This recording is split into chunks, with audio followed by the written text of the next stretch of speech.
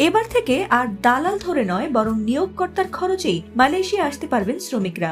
Visa, medical, এমনকি বিমান ভাড়া সহ সব খরচই এখন থেকে নিয়োগকর্তাই বহন করবে। বাংলাদেশি অভিবাসী শ্রমিকদের জন্য এবার এমন অভিনব প্রক্রিয়ায় মালয়েশিয়া আসার সুযোগ করে দিয়েছে দেশটির সরকার। প্রধান উপদেষ্টা ডক্টর মুহাম্মদ ইউনূসের ঘনিষ্ঠ কূটনৈতিক তৎপরতার কারণে এমন অভাবনীয় সুবিধা এবার থেকে পেতে চলেছে অভিবাসী বাংলাদেশি শ্রমিকরা। জনশক্তি রপ্তানি খাতের সংশ্লিষ্টরা বলছেন, এরই মধ্যে আন্তর্জাতিক শ্রম সংস্থার নীতিমালা মেনে গড়ে তোলা হয়েছে ইউনিভার্সাল রিক্রুটমেন্ট প্রসেস ইউআরপি এবং direct labour recruitment DLR platform.